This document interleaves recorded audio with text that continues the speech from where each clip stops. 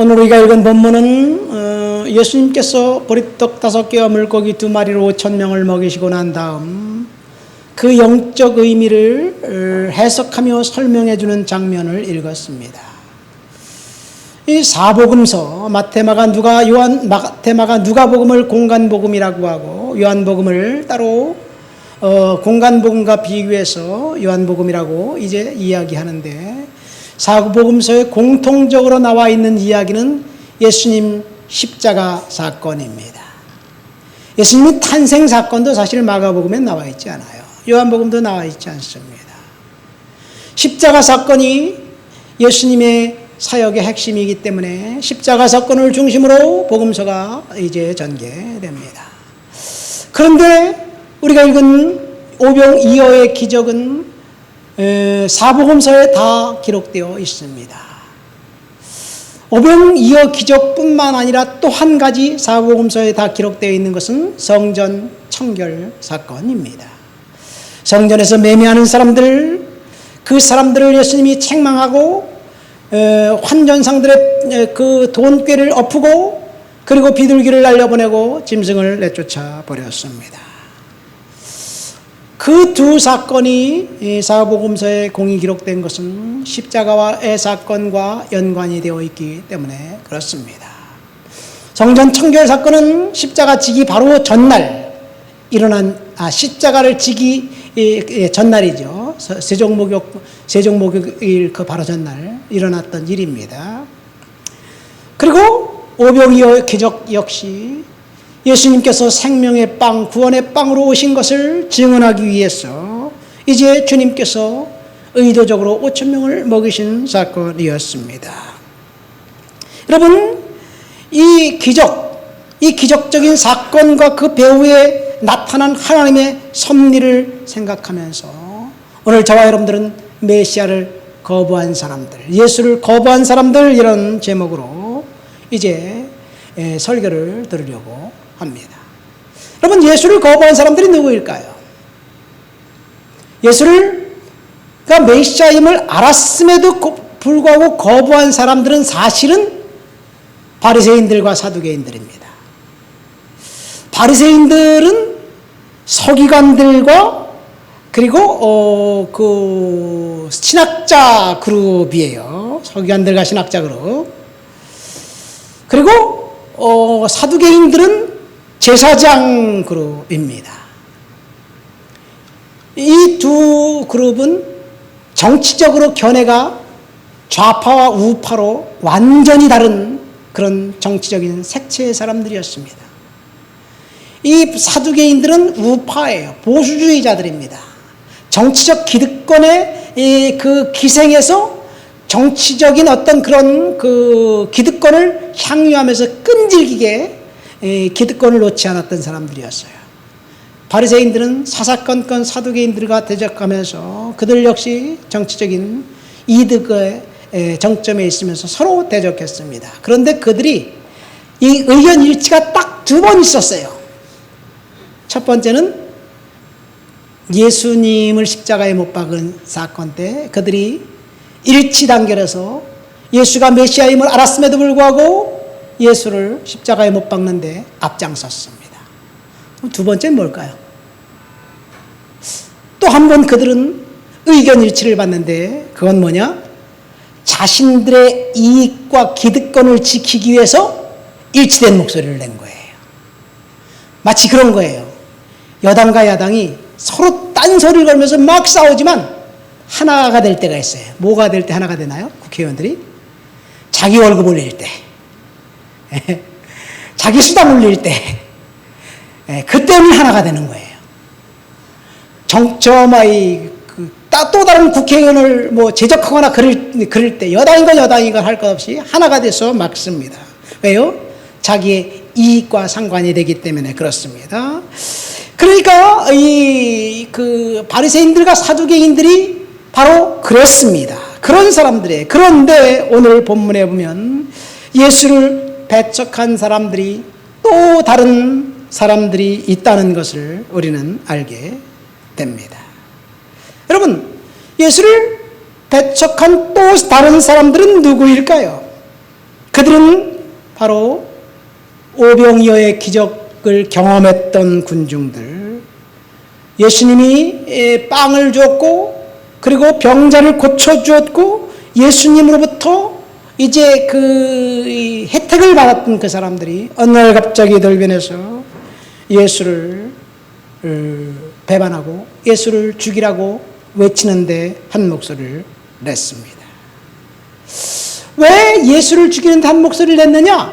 한마디로 말해서 예수님께서 자신들의 의견을 들어주지 않았기 때문입니다. 여러분, 예수님께서 5천 명의 그 기적을 먹이신 기적을 행사하고 난 다음에 예수님은 너무나 피곤하셨어요. 그래서 제자들을 이 배를 타고 갈릴리 바다 건너편으로 가게 하셨고 예수님은 산에서 홀로 기도하고 계셨어요. 그리고 예수님은 이제 이 요한복음의 기록에 의하면 이 5천 명을 먹이신 사건은 유월절 바로 전이에요.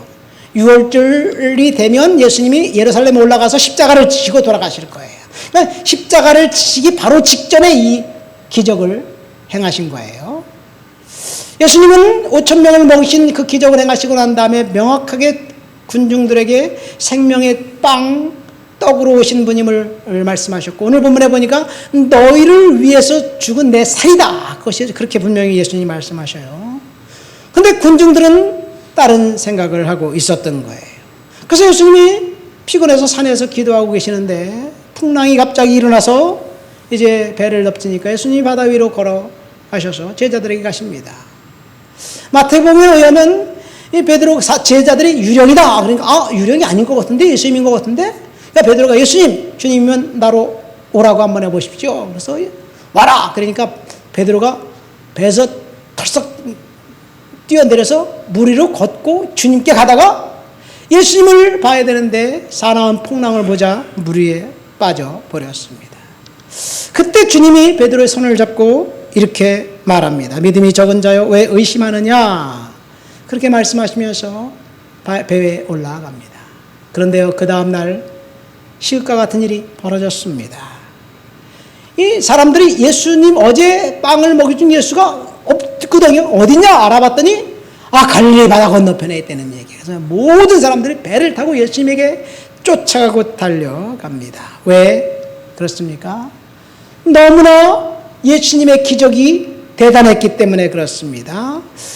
그들은 빵을 먹고 난 다음에 이제 예수님을 억지로 임금을 삼으려고 했습니다. 그러나 예수님은 그 백성들의 요구를 거부했어요. 사실 예수님이 억지로 왕을 삼으려고 했던 것은 그때뿐이 아니었습니다. 예수님이 시험당할 때 사탄이 뭐라고 이야기합니까?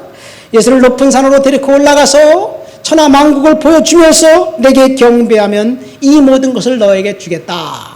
무슨 말이에요? 왕으로 만들어주겠다는 얘기예요. 그때 예수님이 분명하게 거절을 했어요. 근데 군중들이 다시 사탄의 그 유혹을 다시 예수님께 유혹을 하는 거예요. 아니 이번 억지로 강제로 왕을 삼으려 했어요. 누가복음의 기록에 의하면 사탄이 이렇게 얘기합니다. 이 세상은 하나님이 나에게 준 거다. 내게 넘겨받은 것이다. 그래서 내가 원하는 것은 누구든지 내가 줄 수 있다. 사탄이 거짓말한 걸까요? 거짓말이 아니에요. 아담이 범죄한 이후 이 세상은 사탄에게 넘겨받았어요. 사탄이 공중권세 잡은 자가 되었습니다. 이 세상의 주인은 사탄이에요. 그래서 세상에서 성공하는 사람들은 사실은 착하고 깨끗하고 정직하게 사는 사람들은 날마다 당해요. 이리 터지고 저리 터지고. 근데 사악하게 그때마다 아주 얼굴색을 싹 바꾸고 카멜리온처럼 그렇게 행동하는 사람들은 성공합니다. 왜 그래요? 사탄이 주인이기 때문에 사탄의 마음에 맞게 행동하는 사람들은 성공합니다. 어쨌든 예수님은 군중들의 요구를 거부했고 군중들은 여전히 예수님을 임금으로 삼으려 했습니다. 군중들이 왜 예수님께 열광했습니까? 먹여주었기 때문에 그렇고 그리고 치유해 주었기 때문에 그렇습니다. 예수를만 따라다니면 먹는 문제 해결되고 병 는 문제 해결된다고 생각했고, 수고하고 땀 흘려 일하지 않아도 되고 이제 가축을 키우지 않아도 된다고 생각했기 때문에 예수님을 왕으로 삼으면 우리는 정말 행복할 거야, 그렇게 생각했습니다. 사실 이 먹고 사는 문제, 이 세상의 정치의 문제가 바로 그거잖아요. 북한의 김일성이 쌀밥과 고깃국을 약속했잖아요. 근데 사실은 북한의 김일성이 첫 번째 약속한 게 아니에요. 정설인지 낭설인지 모르겠지만 이 고려가 망하고 이 조선이 개국되면서 쌀밥을 약속했는데 그것이 이밥이에요. 이밥은 이성계가 주는 밥이라는 말이에요. 근데 그건 낭설인 것 같아요. 이 밥은 잎쌀밥에서 나온 말인데 어쨌든 사람들이 그렇게 얘기하기도 합니다. 유다 민중들은 먹고 사는 문제, 그 문제가 예수님을 왕으로 삼으면 해결될 수 있을 것이라고 생각했습니다. 그러나 주님은 어느 독재자의 허구한 약속과 고한 외침처럼 백성들을 선동도 하지 않았고 먹고 사는 문제를 해결해 주려고 생각도 하지 않았습니다. 군중들은 예수님의 설교 말씀에 귀가 즐거웠고 배가 고팠을 때 먹을 것은 주님이 마냥 기쁘고 즐거웠습니다. 주님과 함께라면 더 바랄 것이 없는데 더 이상 굶주림을에서 해방될 수 있을 것인데, 특별히 유대인들에게는 전설과 신화와 같은 이야기가 늘 전해오는 이야기가 있어요. 우리 조상들이 광야에서 만나를 먹었다더라, 카더라. 우리 성경에서 읽고 있으니까 만나를 먹었다는 것이 진짜인 것 같죠. 진짜예요. 우리 확신하죠. 근데 유대인들은 신화처럼 생각하는 거예요. 그럼 우리 단군이 곰이 환웅이 됐다는 것이 진짜라고 믿습니까? 신화잖아요. 근데 우리 옆에서 곰이 진짜 사람이 되었네? 그럼 깜짝 놀라는 거지. 이런 거예요. 우리 조상들이 광야에서 만나를 먹었다는 신화 같은 이야기를 늘 들어왔는데 어느 날 갑자기 예수님이 진짜 그 빵을 보리떡 5개 물고기 2마리 5,000명을 먹이는 사건이 일어난 걸 보니까 야, 이거 신화가 아니었네, 진짜였네, 하나님은 우리와 함께 하시네, 뭐 이런 생각을 하면서 눈이 휘둥그레지고 예수를 이제 왕으로 억지로 삼으려고 했습니다. 그러나 예수님은 그들의 생각을 거절했습니다. 그래서 군중들은 어제 기적으로 먹은 음식이 아직도 채 소화되기도 전에 예수를 거부하고 배척하기 시작했습니다. 십자가에 못 박으소서, 십자가에 못 박으소서 외쳤습니다.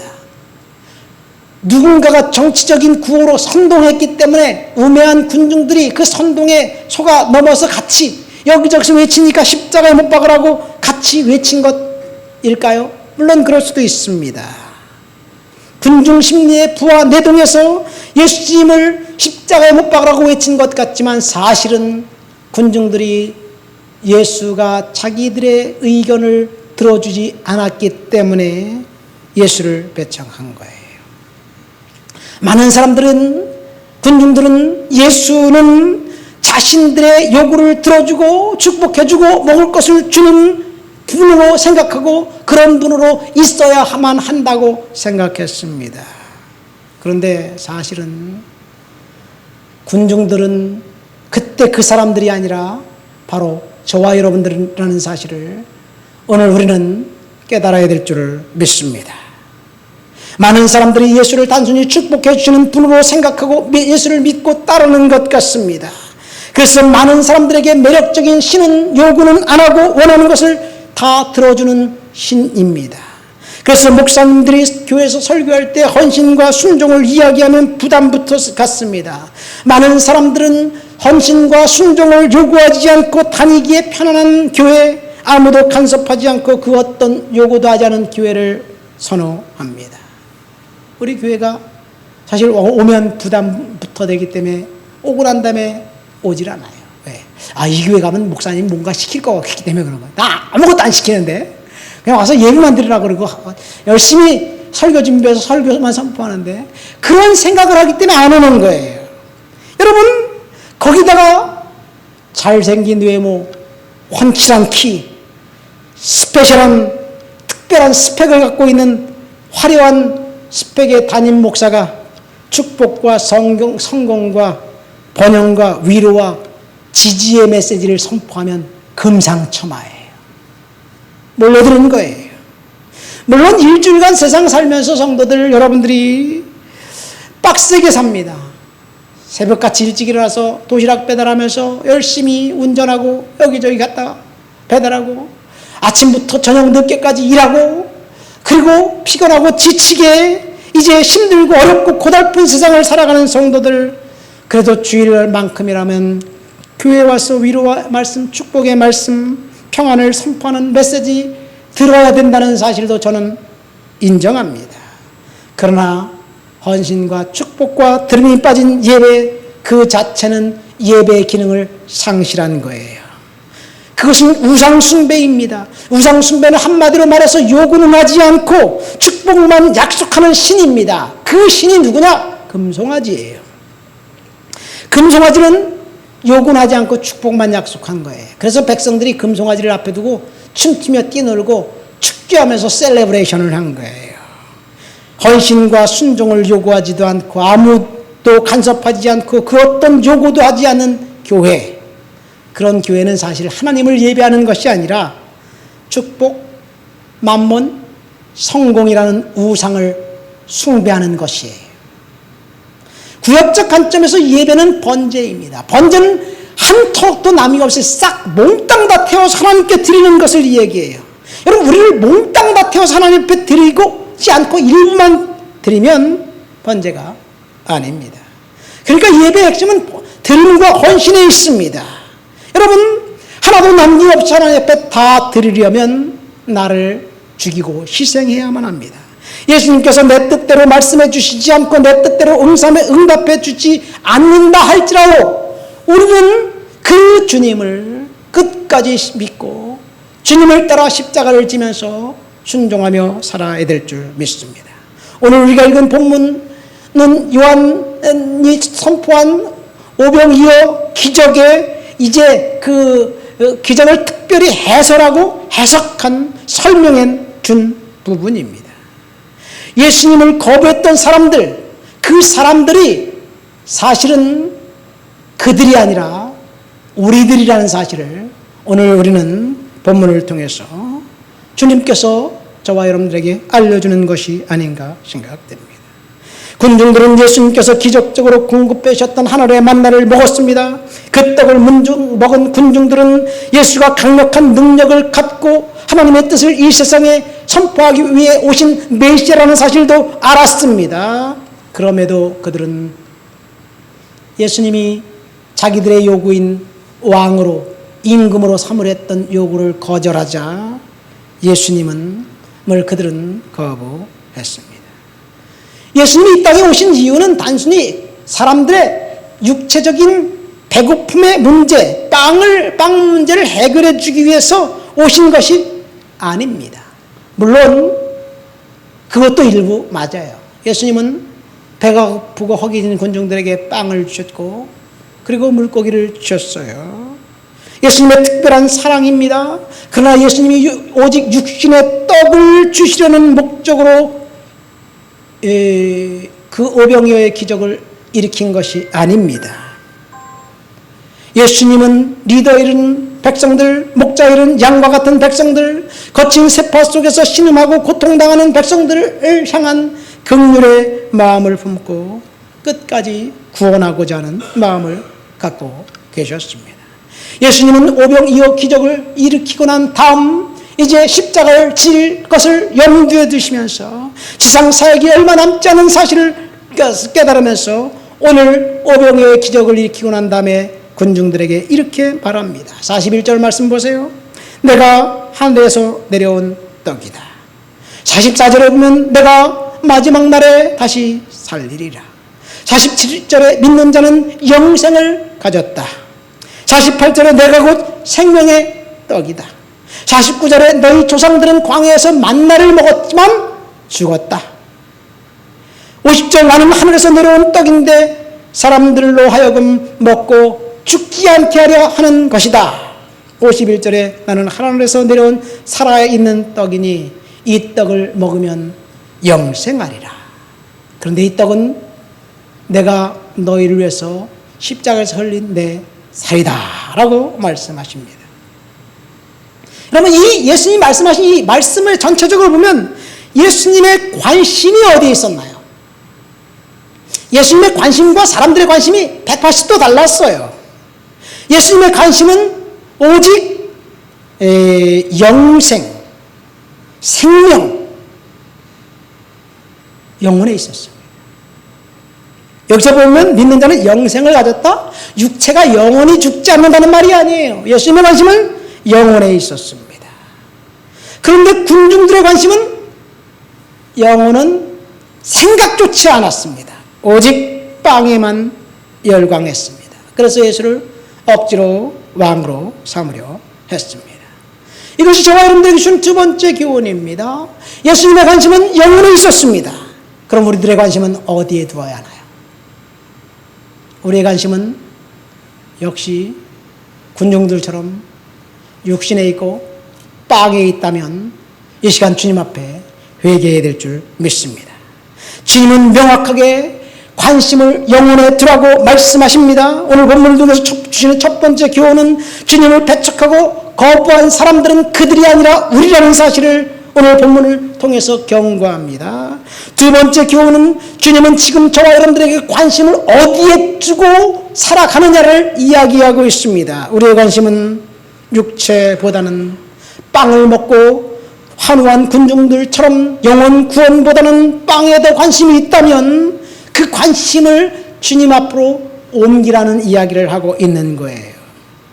여러분, 우리가 무엇을 관심을 갖고 있는지를 알려면 우리가 무슨 기도를 하고 있는지, 우리가 무슨 목사님이 무슨 설교를 할 때 진짜 아멘 아멘으로 화답하는지를 보면 됩니다. 여러분, 우리가 날마다 기도하는 것이 무엇입니까? 영혼 구원 문제.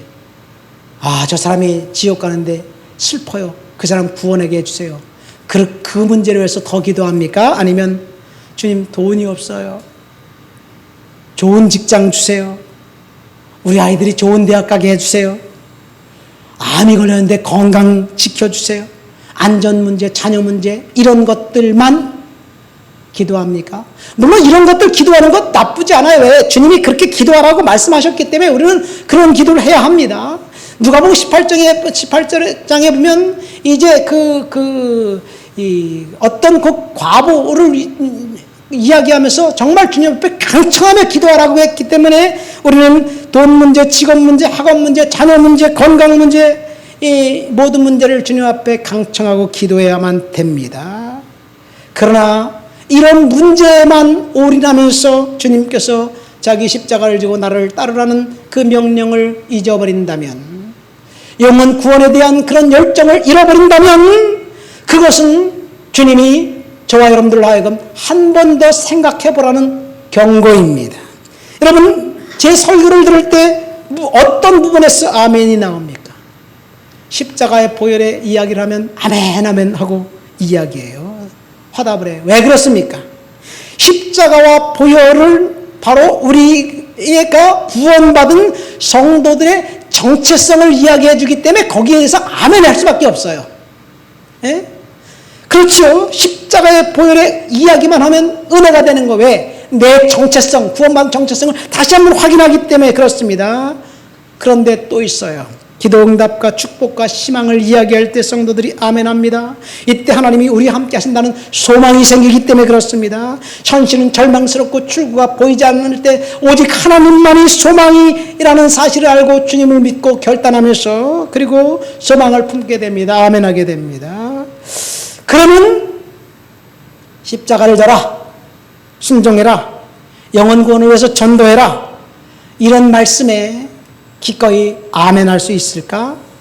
사실 우리는 축복이 선포될 때 더 매력적으로 반응합니다.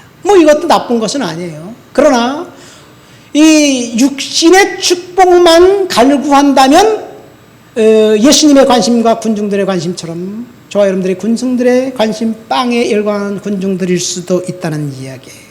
군중들은 예수님을 구세주로 알고 열정적으로 따른 것이 아니었습니다. 사람들이 예수를 찾은 이유는 여전히 열광한, 먹을 것 때문에 열광하고, 병든 것에서 치유받은 것 때문에 열광하고, 기적을 경험한 그 백성들은 오늘은 어떤 더 자극적인 기적을 줄까라고 생각하면서 주님을 따랐습니다. 44절에 내가 마지막 날에 다시 살리리라. 믿는 자는 영생을 가졌다. 내가 그 생명의 떡이다. 너희 조상들은 과거에서 만나를 먹었지만 죽었다. 이 모든 말씀은 주님께서 마지막 날에 다시 살리라는 말씀은 육신을 살린다는 이야기가 아니에요. 육신은 이 세상을 살면 그냥 엔트로피, 후패해져 가게 되어 있어요.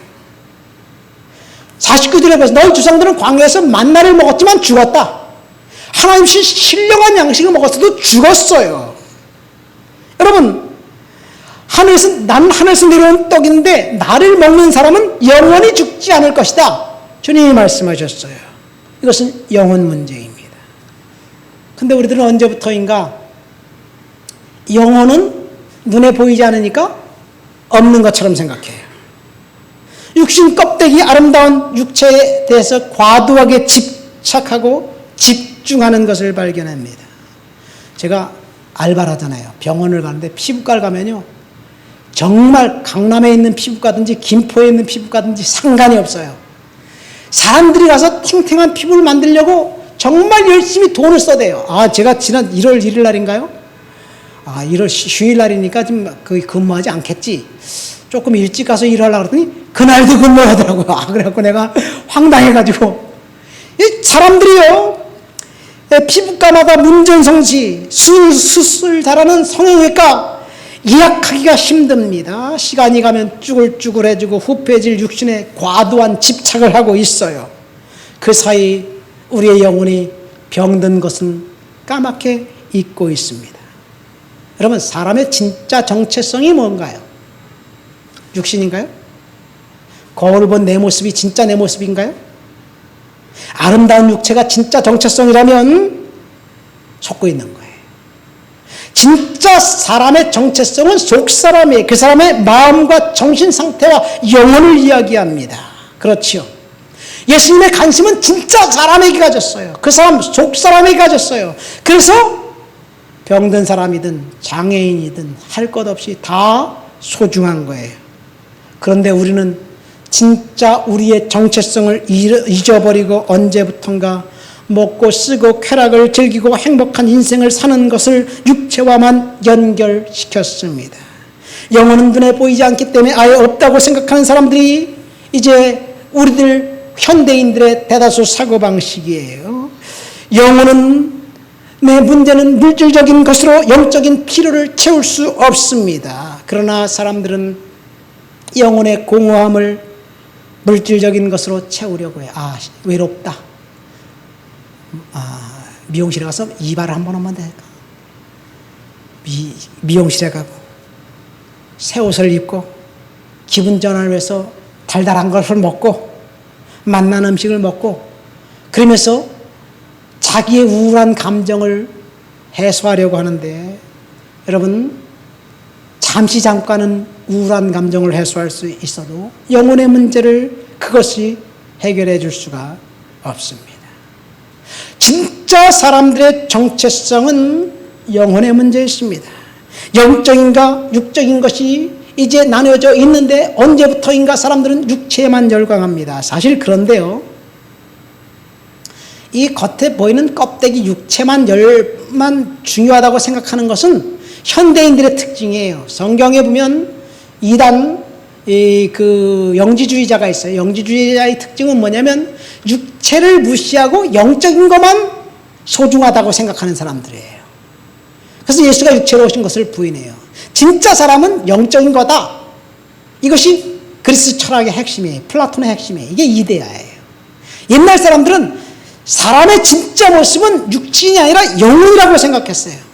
철학과 신학도 마찬가지입니다. 그런데 물질주의가 휩쓸고 난 다음에 산업혁명이 들어와서 사람들이 먹고 사는 문제가 해결되고 난 다음에 향락을 즐기고 쾌락에 빠지고 갖고 싶은 거 다 가질 수 있는 그런 그런 시대가 되면서 육체만 관심을 갖고 있는 나머지 영적인 것은 공허한 상태에 빠지고 말았습니다.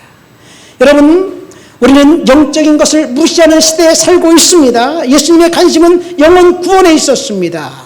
그런데 군중들의 관심은 오직 육체에만 있었습니다. 육체만 소중하다고 생각하는 사람들을 주님은 어리석은 사람이라고 이야기하고 계십니다. 여러분, 우리가 지금 무엇에 열광하고 있나요?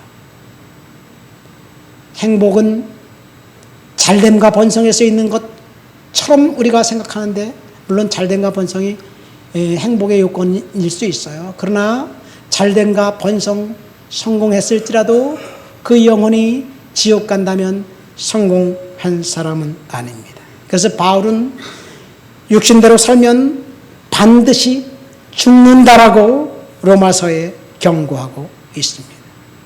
여러분, 이 육신은 고깃덩어리예요. 이 육신이 죽으면 아무짝에 쓸모가 없어요. 근데 사실 동물이 죽으면 필요해요. 소 한 마리 죽이고 난데 소고기 한 건 사주세요. 돼지고기 한 건 주세요. 소와 돼지는 죽어야지 그 육신을 사람들이 먹잖아요. 사람이 죽으면 어떻게 되나요? 내가 죽으면 아무도 안 좋아해. 이것이 사람이에요. 사람이 죽으면 다 싫어합니다. 격리시켜놔요. 물론 장례식 때 아버지 얼굴, 남편과 아내 얼굴 보고 싶어서 울고 그러지만 사실은 격리시켜놓고 빨리 장례식을 치러야 돼요. 두고두고 볼 수가 없어요. 이것이 육체입니다.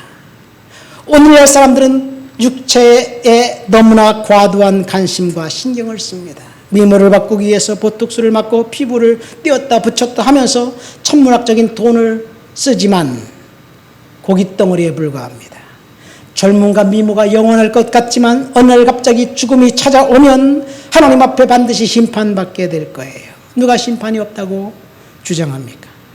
죽음이 우리를 갈라놓았을 때 영생과 영벌이, 천국과 지옥이 없다고 누가 주장할 수 있겠습니까? 이것이 바로 육신대로 살면 반드시 죽는다는 이야기입니다. 그래서 인간은 육체는 살아있을 때 가치가 있는 것이지 죽으면 아무짝에도 쓸모없습니다.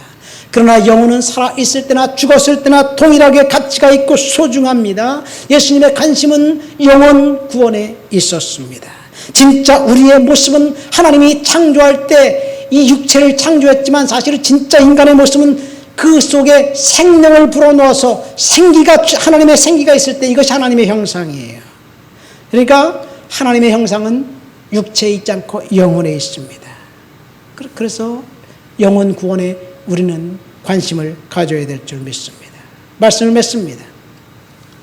오늘 우리는 예수님께서 군중을 먹이신 5,000명을 먹이신 기적 이후에 그 기적의 의미를 설명하는 과정 속에서 군중들의 반응을 통해서 은혜를 받았습니다. 메시아를 거부한 사람들이 누구입니까? 사두개인들과 바리새인들입니다. 그들은 자신들의 기득권을 지키기 위해서 자신들의 이속을 채우기 위해서 비열하게 예수를 십자가에 못 박기 위해서 온갖 수단과 방법을 다 동원했던 사람들이에요. 예수를 죽여야지 자기의 기득권이 지켜질 수 있기 때문이라고 생각했습니다. 그런데 그들 말고 예수를 거부한 사람들은 군중들이었습니다. 기적을 경험한 사람들이었습니다.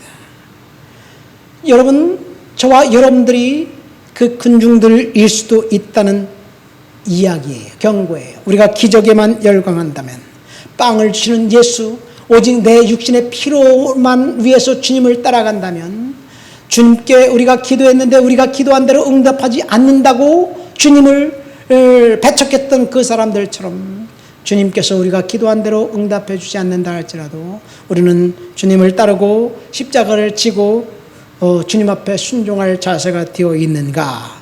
주님은 오늘 본문을 통해서 묻고 있는 거예요.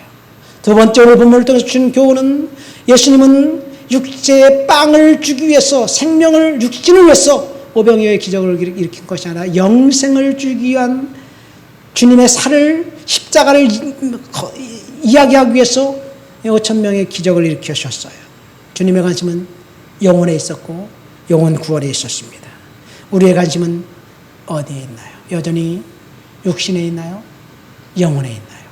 하나님이 지금 여러분들에게 묻고 저에게 묻고 계십니다.